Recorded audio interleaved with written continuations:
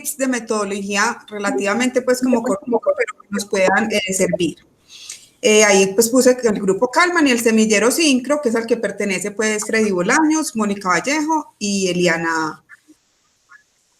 Entonces la primera parte es como la motivación, o sea, ¿por qué ponernos a estudiar como este rollo? Que es un rollo que además se estudia mucho como en ciencias sociales, pero un poco en ingeniería. El argumento que yo creo que no se usa casi en ingeniería es porque en ciencias sociales ellos tienen que diseñar la encuesta, ellos tienen que diseñar el instrumento. En cambio, en ingeniería nosotros ya tenemos el osciloscopio, ya tenemos la máquina de ensayos universales, o sea, nuestras herramientas, nuestros instrumentos de medición ya existen. Entonces, nosotros simplemente es diseñar un experimento donde decimos, ay, ¿cuántas repeticiones? ¿Dónde lo vamos a medir? Pero ya está muy estandarizado nuestros experimentos. En ciencias sociales, no. Ellos, cada que empiezan una investigación, tienen que generar su propio instrumento de medida. Entonces, quizás por ellos hacen más énfasis en eso. No obstante, y yo utilizo la palabra modelo porque es a lo que nosotros nos gusta hacer, pues si uno tiene pues un modelo de abordaje de cómo se hace precisamente pues la investigación, y lo ve además como un proceso que es algo muy intuitivo para nosotros, un proceso donde entran recursos, investigadores, ideas y sale pues un conocimiento científico y una formación del recurso humano. Si yo entiendo cómo funciona ese proceso, pues si soy consciente de eso, pues lo puedo hacer de una manera más eficiente y mucho mejor. Entonces, pues esa es la motivación de por qué hacerlo. Y algo que yo he notado, por ejemplo, en la facultad con los profes que no trabajan el tema de metodología, es que normalmente se demoran más tiempo de lo que deberían en sus tesis de maestría o de doctorado. Es como una variable, pues yo, por ejemplo, soy muy quisquillosa con el tema del tiempo y en general hasta ahora me ha ido muy bien con todos los tesistas en eso, porque cuando uno la tiene clara, pues puede planear como mejor. Lo otro que también es una posición muy mía es que la metodología no puede ser como una cosa aislada. O sea, la metodología para mí debe ir de la mano de la epistemología, que es como todo el tema filosófico, o sea, qué es ciencia, cómo se ha ido generando la ciencia, porque también la metodología se va transformando en la medida en que la epistemología lo va haciendo. Entonces, la idea con los tips es hablarles un poquitico de epistemología y un poquitico de metodología. Obviamente, pues la epistemología es algo pesadito, pero bueno. Además, aquí voy a hacer una super lavada de manos. Entonces, el primer epistemólogo que les quería mostrar es a Gastón Bachelard. Él es un físico y filósofo. A mí esa combinación me encanta. Mario Bunge también es físico y filósofo. Y uno de sus libros pues, más famosos se llama así, La formación del espíritu científico. Entonces aquí es donde yo quiero enfatizar porque realmente el que se mete en este rollo de la ciencia va a transformar su espíritu. Y hago mucho énfasis porque de una vez les digo que no me comprometo a pagarle terapeuta a nadie. Ustedes decidieron voluntariamente rayar su cerebro, transformar su espíritu, es responsabilidad de ustedes y yo ahí no asumo las consecuencias de sus actos. Porque realmente esto sí lo raya pues mucho a uno, o sea, desde la forma en que uno cocina, se baña, o sea, eso está metido en el ADN pues de uno. El Bachelard empieza diciendo que uno lo que hace es tornar geométrica la representación, vale decir dibujar los fenómenos y ordenar en serie los acontecimientos decisivos de una experiencia. Es ahí la primera tarea en la que se funda el espíritu científico. Y yo creo pues que eso lo hemos venido haciendo nosotros con el endometrio, ¿cierto? Ver cuáles son los fenómenos, tratar de darle pues como un orden a eso. Y de ahí él dice que el espíritu tiene como 3 niveles de transformación. Es que el primero, el espíritu está en un estado concreto, en el que el espíritu se recrea con las primeras imágenes del fenómeno y se apoya sobre una literatura filosófica que glorifica la naturaleza y que extrañamente canta al mismo tiempo a la unidad del mundo y a la diversidad de las cosas. Entonces yo creo que nosotros ya pasamos por ahí, ya nos hemos maravillado pues mucho con el ciclo menstrual y vemos la unidad en el sentido de que uno dice, ay, es que todos los fenómenos biológicos del cuerpo humano son cíclicos, entonces hay una unidad, pero ojo que en el endometrio hay estas particularidades. Él dice que después el espíritu pasa a un estado concreto abstracto en el que el espíritu adjunta a la experiencia física esquemas geométricos y se apoya sobre una filosofía de la simplicidad. El espíritu se mantiene todavía en una situación paradójica. Está tanto más seguro de su abstracción, cuanto más claramente esta abstracción está representada por una intuición sensible. Entonces, pues ya hemos pasado por varias hipótesis nosotros, ya estamos seguros de nuestra abstracción, de la última hipótesis, aunque miren que uno se queda ahí, también estos estados del espíritu no es, primero soy esto, luego esto, al igual que en el modelado, uno en algunas cosas estará en el primero, en el segundo, uno va y viene, ¿cierto? Como casi todo en la naturaleza. Y finalmente está el estado abstracto en el que el espíritu emprende informaciones voluntariamente sustraídas a la intuición del espíritu real, voluntariamente desligadas de la experiencia inmediata y hasta polemizando abiertamente con la realidad básica, siempre impura, siempre informe, afortunadamente. Y el otro epistemólogo que les traía, que pues realmente no es un epistemólogo, es a Nietzsche, pero lo traigo porque él aquí habla también de los mismos tres estados, de otra manera diferente. Entonces me parece muy particular que tanto Bachelard como Nietzsche coincidan pues como en esa mirada, y Nietzsche también habla de que realmente lo que se transforma es el espíritu, de nuevo. Él habla pues como de esa transformación espiritual, no solamente pues en ciencia, sino cuando uno está abordando algún estudio pues profundamente. Entonces dice Nietzsche que va a contar la manera como el espíritu se convierte en primer lugar en camello, el camello se convierte en león y este se convierte finalmente en niño. El espíritu se convierte en camello, es el espíritu que admira, que tiene grandes ideales, grandes maestros, una inmensa capacidad de trabajo y dedicación. Entonces, pues ustedes ya pasaron también esa etapa de camellar, camellar, leer, leer, y uy, este man Santeso, no, es que Santiago sabe mucho, y después, no, le peleamos a Santiago, porque el espíritu no es solo eso, admiración, dedicación, fervor y trabajo, el espíritu es también crítica, oposición, y entonces dice que el espíritu se convierte en león. Como león se hace solitario casi siempre y en el desierto se enfrenta con el dragón lleno de múltiples escamas, y todas esas escamas rezan una misma frase, tú debes. Entonces el espíritu se opone al deber, es el espíritu rebelde, el que toma el tú debes como una imposición interna contra la cual se rebela, que mata todas las formas de imposición y de jerarquía, pero que todavía se mantiene en la negación. Entonces uno después de que ha camellado mucho esos grandes ideales, esos grandes maestros, como les digo, no oigan a este, no, eso no es así, eso es de esta otra manera. Y es muy bonito pues ver esas transformaciones, igual pues que en la diapositiva anterior, eso uno se la pasa pues yendo y viniendo.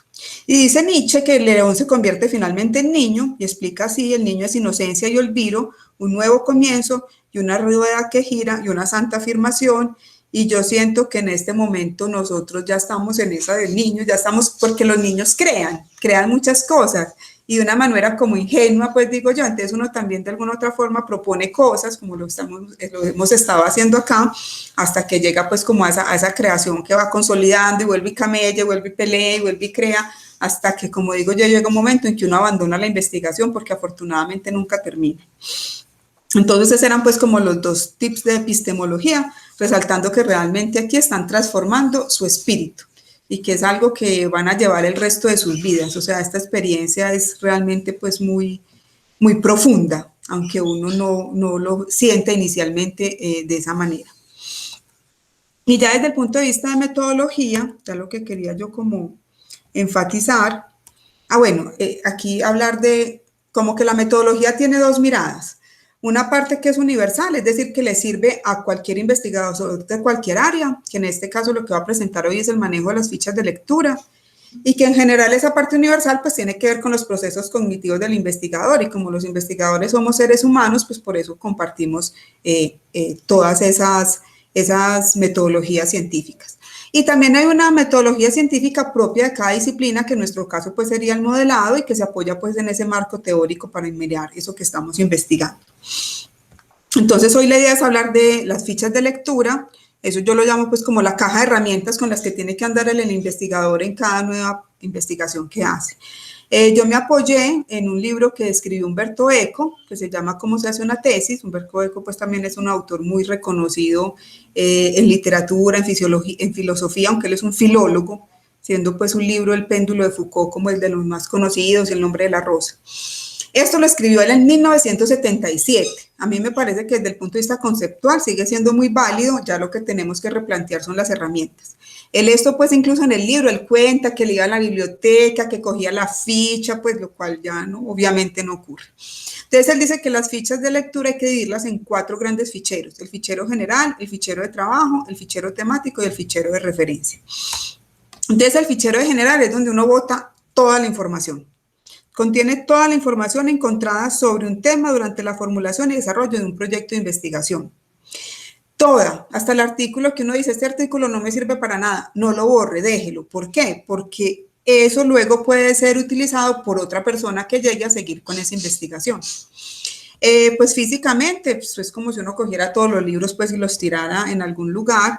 Y digitalmente, pues yo lo que hice, por ejemplo, en el momento de mi tesis de doctorado es que generé una carpeta donde iba poniendo todos los artículos, pues todo lo que me iba encontrando, y recuerden que los estábamos marcando autor, año y título, porque después de encontrar eso por los títulos era como muy difícil. El fichero de trabajo contiene solo aquella información relevante, rumiada, rerumiada y vuelta a rumiar durante la formulación y desarrollo de un proyecto de investigación. Ahí yo le tomé pues una foto al libro de Pincola, que ustedes, el de Mujer que corre con los lobos, que me encanta, que está subrayado con rosado, con azul, con lápiz, tiene separadores, tiene clips, pues, y que me lo he leído pues como muchas veces. Entonces hay artículos que hemos leído muchas veces y volveremos a leer, y yo ahí pues puse ensaya, por ejemplo, rayar con color amarillo el camello, con otro color el león y con otro color pues el niño, o ya buscar, a mí me da risa porque yo a veces empiezo muy juiciosa, el amarillo significa tal cosa y después ya eso rayo de cualquier color, bueno, pero entre más sistemáticos seamos, pues mucho mejor. Entonces ahí está, bueno, y aquí hay un truco que yo llamo un truco informático, que me pasó también en el doctorado. Yo había leído mucho un artículo de Villasagar, me acuerdo, yo creo que lo había leído por ahí 100 veces, y me reunía con mi director y siempre veía lo mismo. Él me decía, no, es que usted ese artículo no lo ha terminado de leer y yo ya sé qué le pasa. Y él cogió el artículo y me lo pasó de doble columna a una sola columna. Entonces, cuando yo leía el artículo a doble columna, como que mis ojos siempre se iban para el mismo párrafo que ya me había llamado la atención. Y cuando me lo pasó a una sola columna, esto es un artículo que escribí con César, entonces ahí está doble columna, la misma información que está columna sencilla. Pero entonces ya mis ojos como que no encontraban el párrafo con el que estaba familiarizado y yo volví a leer el artículo, ahí sí, solamente con cambiarle el formato. Entonces hay veces que con esos ficheros de trabajo, con esos artículos de trabajo, toca buscar trucos porque el cerebro se acomoda muy fácil y siempre ve como lo que quiere ver. Entonces es como un truquito pues que a mí en su momento me sirvió mucho. Sigamos con los otros ficheros, que sería el temático y el de referencia. El fichero temático es una clasificación que facilita la búsqueda. Yo pues también en mi tesis de doctorado pues empecé a poner nombres que no necesariamente pues están estandarizados con el área de bibliotecología, sino que se me fueron ocurriendo.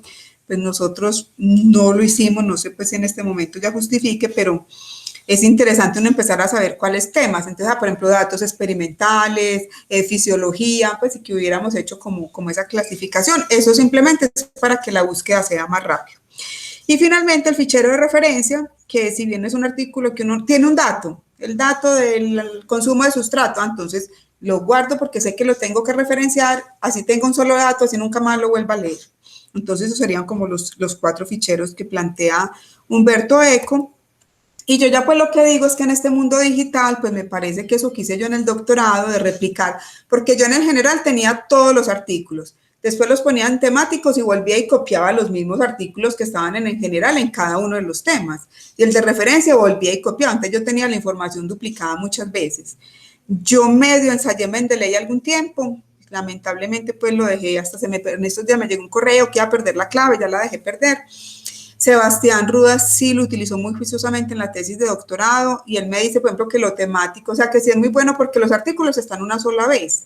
Puedes definir los temas y él simplemente lo que hace es que lo asocia.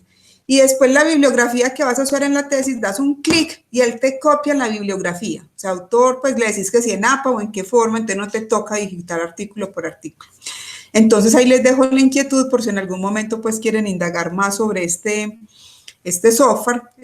Freddy me decía que hay otro que se llama Bigtext, pero creo que es de Linux, entonces ahí hay que tener pues como Linux, pero yo sí creo que en este momento histórico, que además la información me imagino que es muchísimo mayor a la que en ese momento se enfrentaría pues Humberto Eco, entonces sí es importante como manejar estas herramientas tecnológicas. Y ya, como les digo, eran tips así como muy cortos, de pronto dentro de un mes les hablo del objeto de estudio, que es otra que me parece muy interesante y que se menciona muy poco en investigación. Voy a parar aquí.